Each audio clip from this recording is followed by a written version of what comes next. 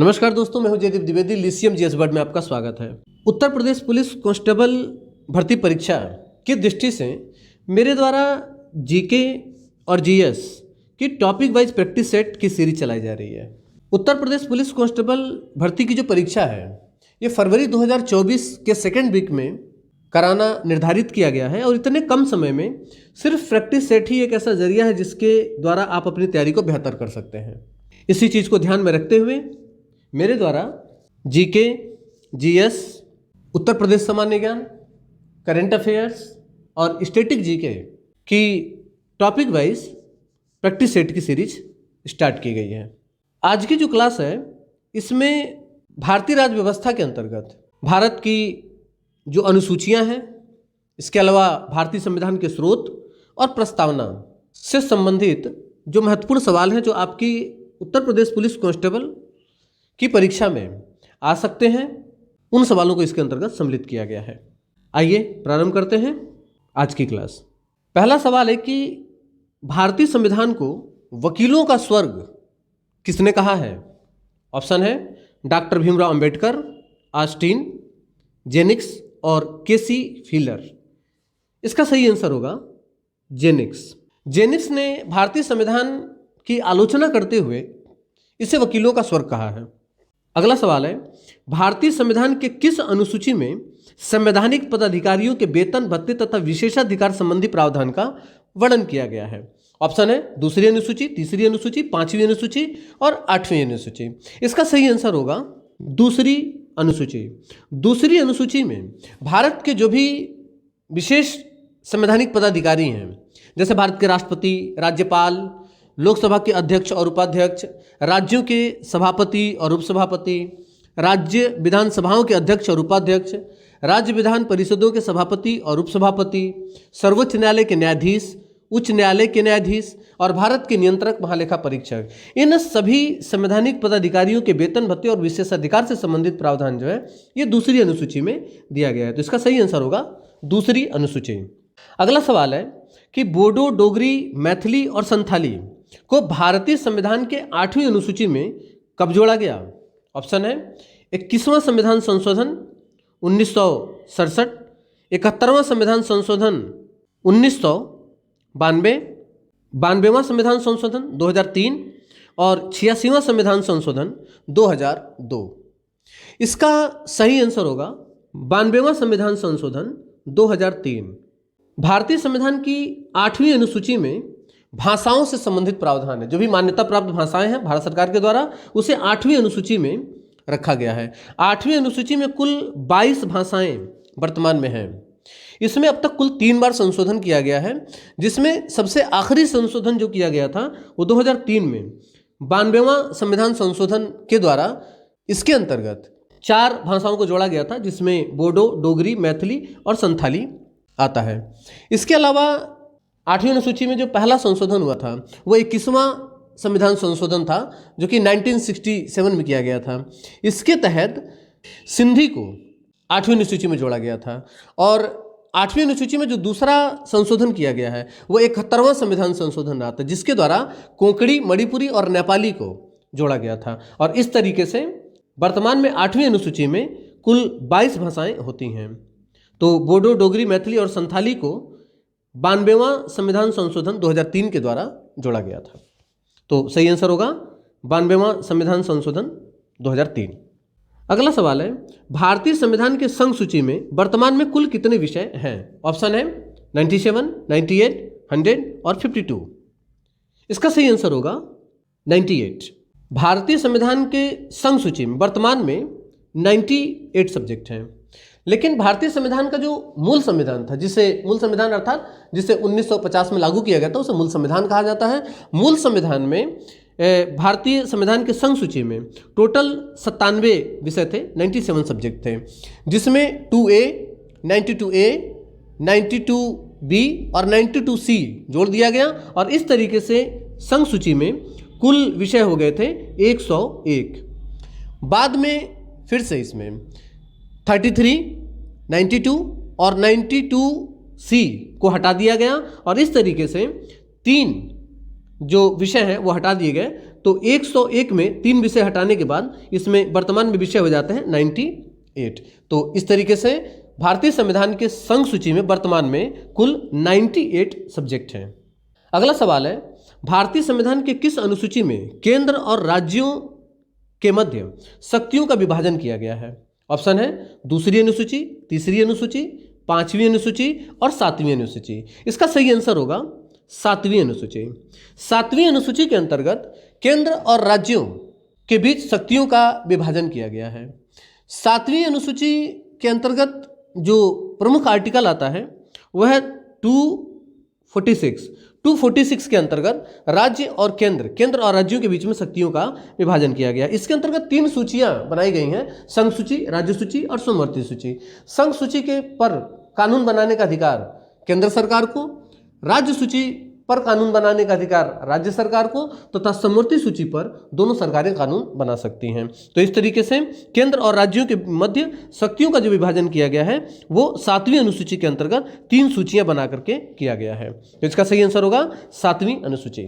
अगला सवाल है, भारतीय संविधान के समवर्ती सूची में वर्तमान में कुल कितने विषय हैं? ऑप्शन है 97, 98, 100, 52। इसका सही आंसर होगा 52।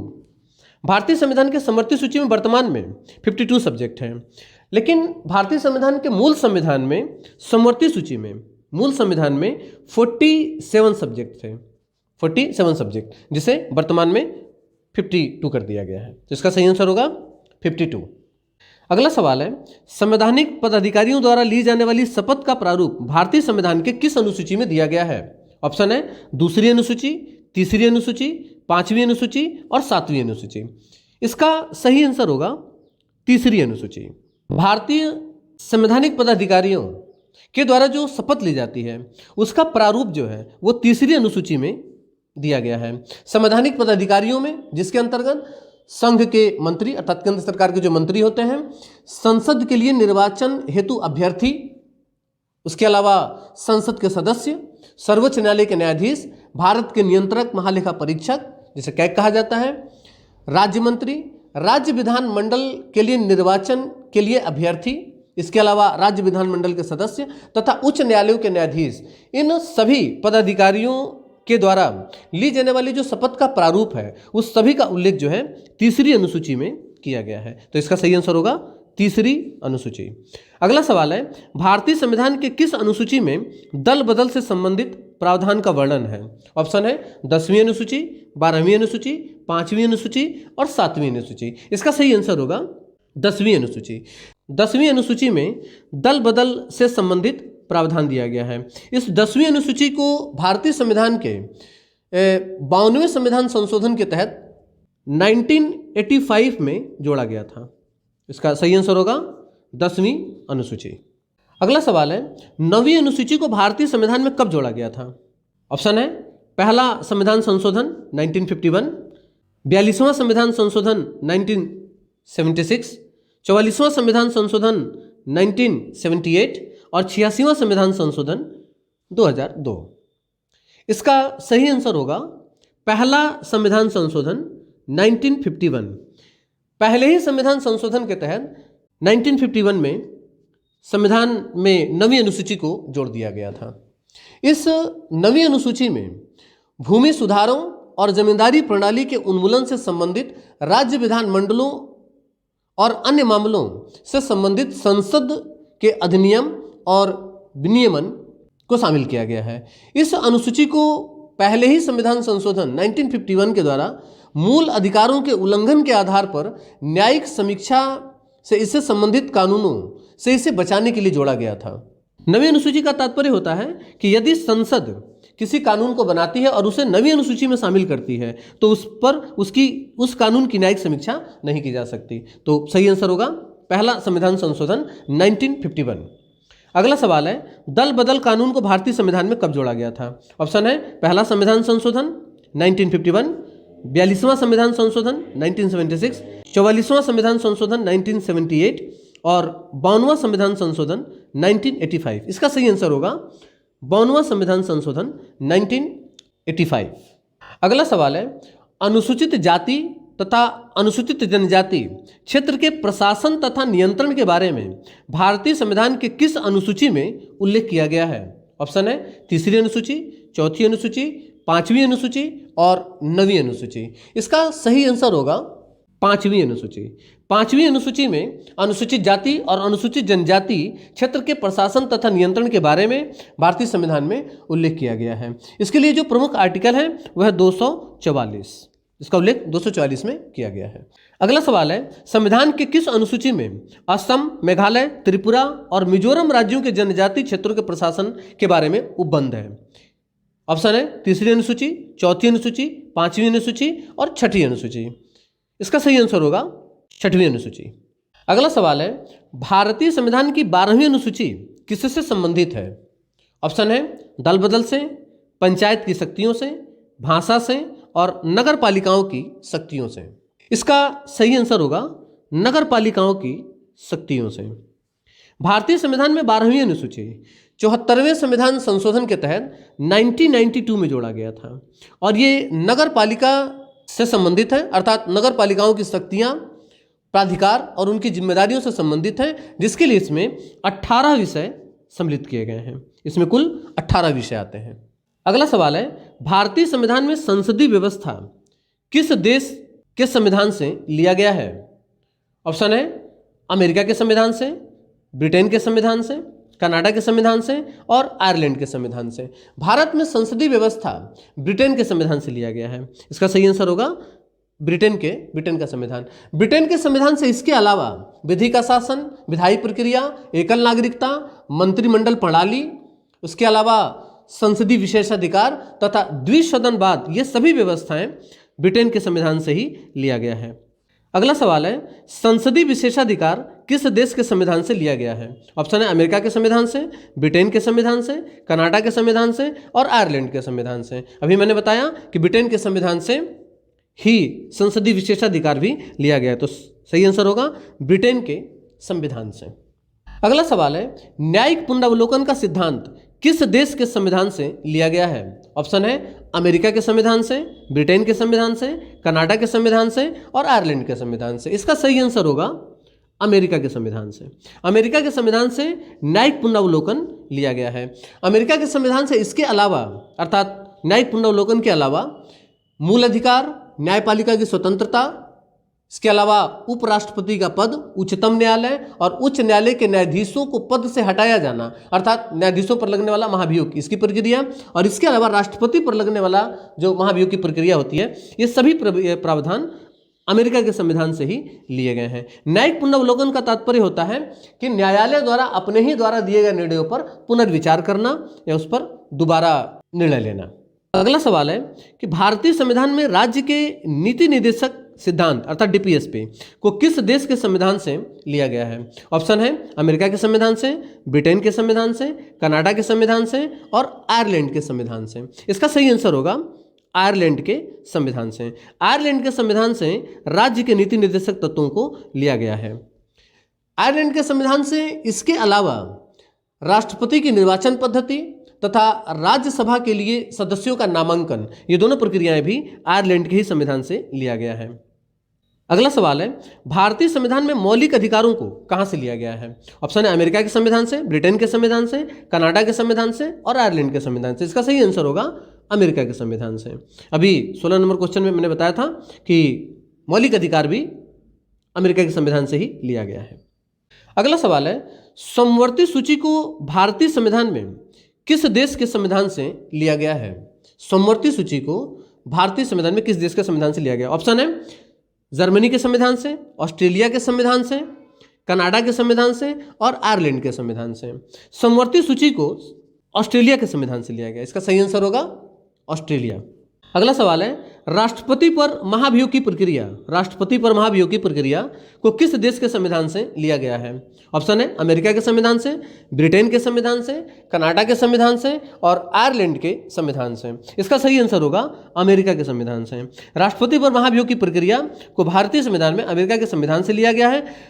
राष्ट्रपति पर महाभियोग की जो प्रक्रिया होती है, इसे भारतीय संविधान के आर्टिकल 61 में इसका उल्लेख किया गया है। आर्टिकल 61 के द्वारा राष्ट्रपति महाभियोग की प्रक्रिया संसद के द्वारा लगाई जाती है। अगला सवाल है, भारतीय संविधान में मूल कर्तव्य को किस देश के संविधान से लिया गया है? ऑप्शन है यूएसए अर्थात अमेरिका, यूके अर्थात ब्रिटेन, यूएसएसआर अर्थात पूर्व सोवियत संघ रूस और जापान। इसका सही आंसर होगा यूएसएसआर अर्थात पूर्व सोवियत संघ रूस। पूर्व सोवियत संघ रूस के संविधान से मूल कर्तव्यों को भारतीय संविधान में शामिल किया गया था। मूल कर्तव्य भारतीय संविधान के मूल संविधान में नहीं था, इसे बाद में जोड़ा गया। सरदार स्वर्ण सिंह समिति की सिफारिश के आधार पर 42वें संविधान संशोधन के तहत 1976 में इसे भारतीय संविधान में जोड़ा गया था और इसे यूएसएसआर अर्थात पूर्व सोवियत संघ रूस के संविधान से लिया गया है। तो सही आंसर होगा यूएसएसआर। अगला सवाल है, भारतीय संविधान में संशोधन की प्रक्रिया किस देश के संविधान से लिया गया है? ऑप्शन है जर्मनी के संविधान से, ऑस्ट्रेलिया के संविधान से, दक्षिण अफ्रीका के संविधान से और आयरलैंड के संविधान से।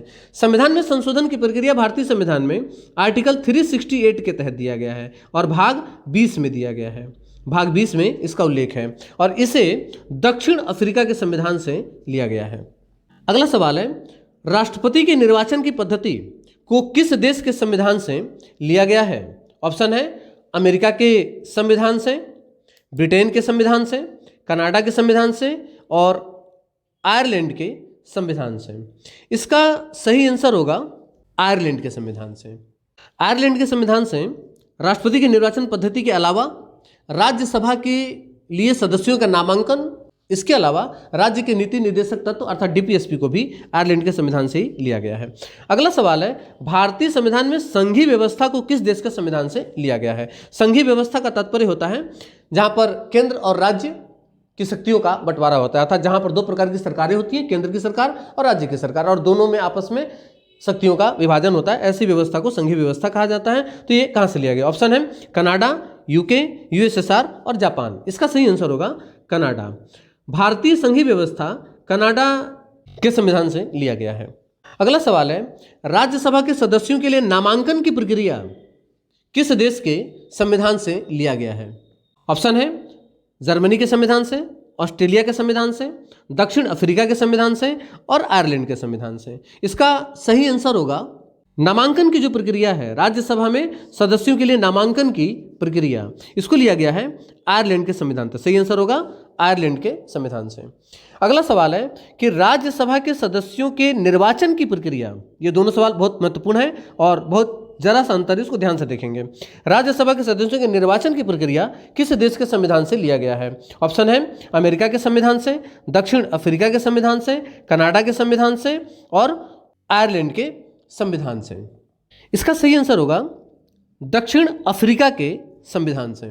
दक्षिण अफ्रीका के संविधान से भारतीय संविधान में मुख्यतः दो विशेषताएं ली गई हैं, दो व्यवस्थाएं ली गई हैं।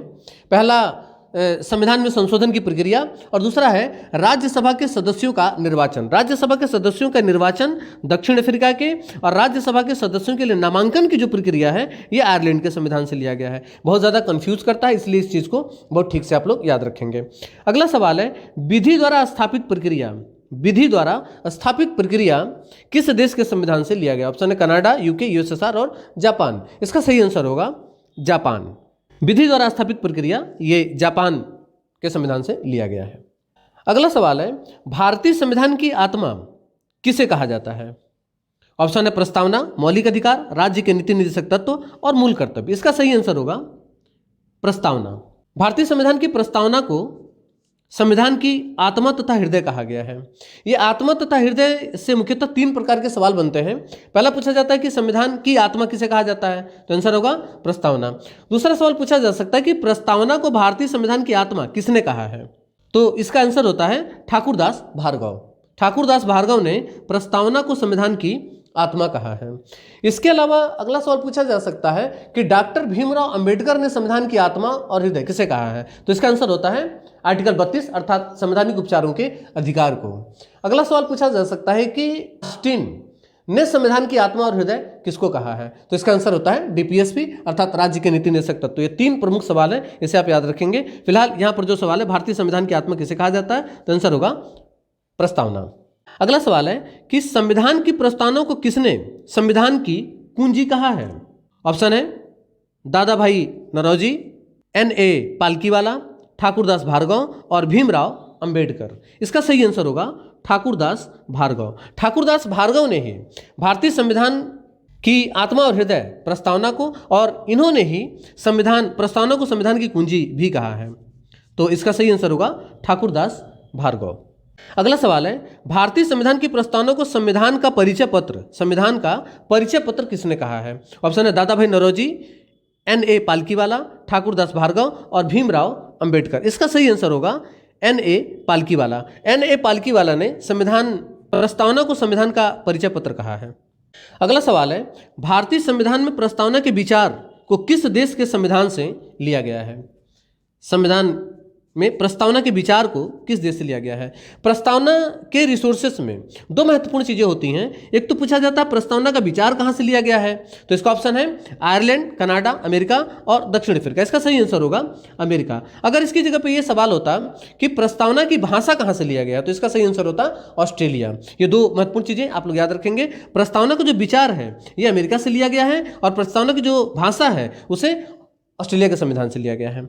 अगला सवाल है, भारतीय संविधान की प्रस्तावना में अब तक कुल कितने संशोधन हुए हैं? ऑप्शन है 1, 2, 3, 4। इसका सही आंसर होगा 1। भारतीय संविधान की प्रस्तावना में अब तक कुल सिर्फ एक बार संशोधन हुआ है, जो कि 42वां संविधान संशोधन 1976 में किया गया था। अगला सवाल है, भारतीय संविधान की प्रस्तावना में न्याय शब्द कहां से लिया गया है? ऑप्शन है आयरलैंड, कनाडा, पूर्व सोवियत संघ रूस और दक्षिण अफ्रीका। न्याय शब्द की जो संकल्पना है भारतीय संविधान की प्रस्तावना में रूस अर्थात पूर्व सोवियत संघ रूस USSR के संविधान से लिया गया है। अगला सवाल है कि किस संविधान संशोधन के तहत भारतीय संविधान के प्रस्तावना में समाजवादी, धर्मनिरपेक्ष तथा अखंडता शब्द को जोड़ा गया? ऑप्शन है 42वां संविधान संशोधन 1976, 44वां संविधान संशोधन 1978, 52वां संविधान संशोधन 1985 और 73वां संविधान संशोधन 1992। इसका सही आंसर होगा 42वां संविधान संशोधन 1976। 42वां संविधान संशोधन 1976 में प्रस्तावना में संशोधन किया गया और समाजवादी, धर्मनिरपेक्ष और अखंडता शब्द को जोड़ दिया गया था, और यह प्रस्तावना में होने वाला एकमात्र संशोधन है। अगला सवाल है, भारतीय संविधान की प्रस्तावना में समता, स्वतंत्रता और बंधुता शब्द को कहां से लिया गया है? समता, स्वतंत्रता और बंधुता जो नारा था यह फ्रांस की क्रांति का नारा था। फ्रांस में जो क्रांति हुई थी उसका नारा था। इसका सही आंसर होगा फ्रांस। अगला सवाल है, प्रस्तावना में वर्णित न्याय शब्द का अर्थ है? ऑप्शन है सामाजिक न्याय, आर्थिक न्याय, राजनीतिक न्याय, ये सभी। इसका सही आंसर होगा ये सभी। भारत की प्रस्तावना में जो न्याय शब्द है ये 3 तरह के न्याय की बात करता है: सामाजिक न्याय, आर्थिक न्याय और राजनीतिक न्याय। तो इसका सही आंसर होगा ये सभी।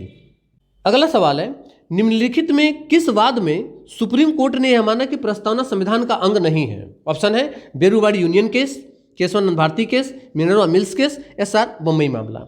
इसका सही आंसर होगा Berubari union case. Berubari union case 1960 का एक बहुचर्चित केस रहा है, और इसी केस के निर्णय में सुप्रीम कोर्ट ने यह माना कि प्रस्तावना जो है यह संविधान का अंग नहीं है। अगला सवाल है कि निम्नलिखित में किस वाद में सुप्रीम कोर्ट ने यह माना कि प्रस्तावना संविधान का अंग है? इस ऑप्शन है बेरूवाड़ी यूनियन केस, केशवानंद भारती मामला, मिनर्वा मिल्स केस और SR बम्बई मामला। इसका सही आंसर होगा केशवानंद भारती मामला।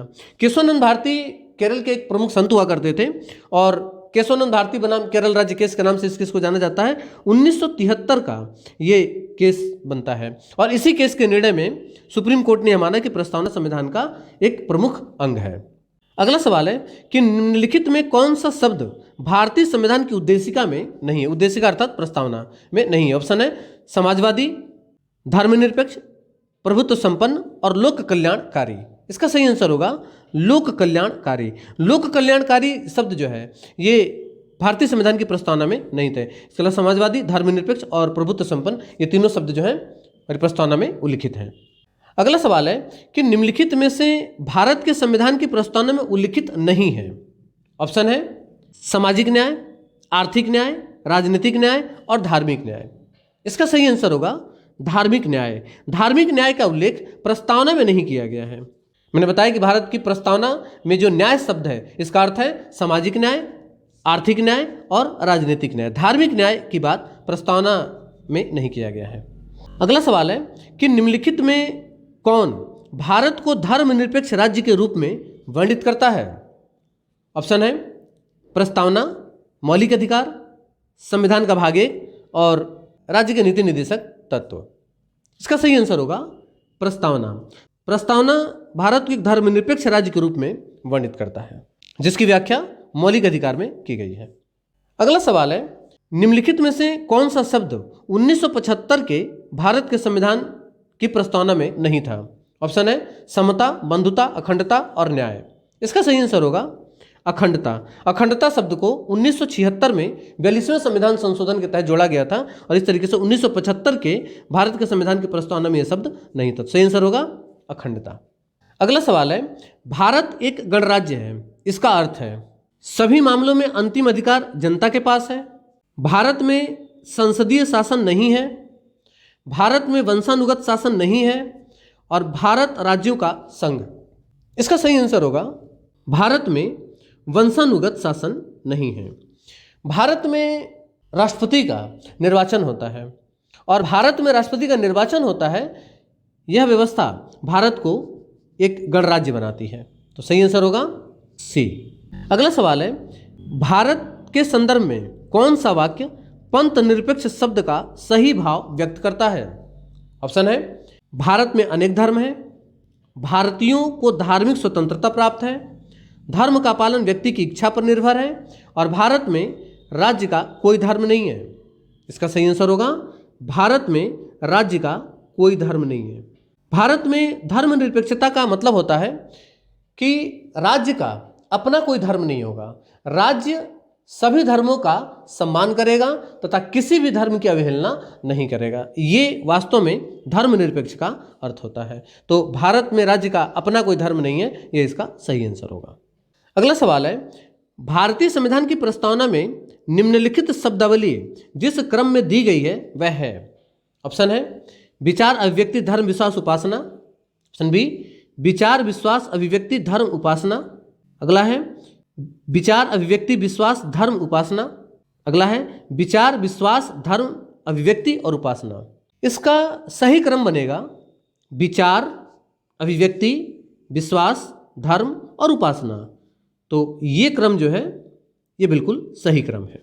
इसका सही आंसर होगा विचार, अभिव्यक्ति, विश्वास, धर्म और उपासना। भारत की संविधान की जो प्रस्तावना है ये 5 प्रकार की स्वतंत्रता की बात करता है: विचार, अभिव्यक्ति, विश्वास, धर्म और उपासना, और इसका क्रम इसी तरीके से दिया गया है। अगला सवाल है भारतीय संविधान की प्रस्तावना में वर्णित लोकतंत्र शब्द का तात्पर्य है? ऑप्शन है प्रत्यक्ष लोकतंत्र, अप्रत्यक्ष लोकतंत्र, दोनों और इनमें से कोई नहीं। इसका सही आंसर होगा अप्रत्यक्ष लोकतंत्र। भारतीय संविधान की प्रस्तावना में वर्णित जो लोकतंत्र शब्द है ये मुख्यतः अप्रत्यक्ष लोकतंत्र की ओर इंगित करता है। अप्रत्यक्ष लोकतंत्र से तात्पर्य होता है ऐसा लोकतंत्र जिसमें जनता के द्वारा चुने गए प्रतिनिधि देश के प्रमुख को चुनते हैं। इसका सही आंसर होगा अप्रत्यक्ष लोकतंत्र। अगला सवाल है निम्नलिखित में से कौन सा शब्द भारतीय संविधान की प्रस्तावना में नहीं है? ऑप्शन है उपासना की स्वतंत्रता, व्यक्ति की गरिमा, अवसर की समानता और लोक कल्याणकारी राज्य। इसका सही आंसर होगा लोक कल्याणकारी राज्य। लोक कल्याणकारी राज्य का उल्लेख भारतीय संविधान की प्रस्तावना में नहीं किया गया है। लोक कल्याणकारी राज्य का उल्लेख राज्य के नीति निर्देशक तत्वों में किया गया है। तो सही आंसर होगा लोक कल्याणकारी राज्य। अगला सवाल है भारतीय संविधान सभा में उद्देश्य प्रस्ताव को निम्नलिखित में किसके द्वारा प्रस्तुत किया गया था?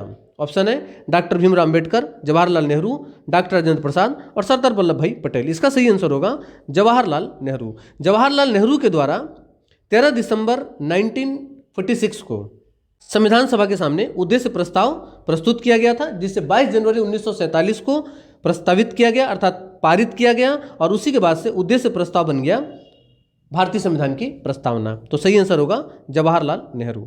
अगला सवाल है भारत के बहुचर्चित केस बेरूवाड़ी यूनियन केस में जजों की संख्या कुल कितनी थी? ऑप्शन है 5, 6, 7, 8। इसका सही आंसर होगा 7। अगला सवाल है, किस केस के निर्णय में सुप्रीम कोर्ट ने धर्मनिरपेक्षता को संविधान की मूल संरचना में शामिल किया? ऑप्शन है सज्जन सिंह बनाम राजस्थान राज्य केस, केशवानंद भारती बनाम केरल राज्य केस, मिनर्वा मिल्स केस और SR बम्बई मामला। इसका सही आंसर होगा SR बम्बई मामला। SR बम्बई मामला 1994 का मामला है और इसी केस के निर्णय में सुप्रीम कोर्ट ने कहा कि धर्मनिरपेक्षता भारतीय संविधान की मूल संरचना में शामिल है। ये जो 50 क्वेश्चन हमने कराए हैं, ये आपके प्रत्येक प्रतियोगी परीक्षा की दृष्टि से और उत्तर प्रदेश पुलिस कांस्टेबल की परीक्षा की दृष्टि से बहुत महत्वपूर्ण है। इन सवालों के सही जवाब हमने यहाँ पर आपकी सुविधा के लिए दे दिए हैं और इस क्लास का PDF हम डिस्क्रिप्शन में डाल देंगे, जिसे आप डाउनलोड करके अपनी तैयारी को और बेहतर कर सकते हैं और एक बेहतर प्रैक्टिस भी कर सकते हैं। मिलते हैं अगली क्लास में, तब तक के लिए नमस्कार, धन्यवाद, जय हिंद।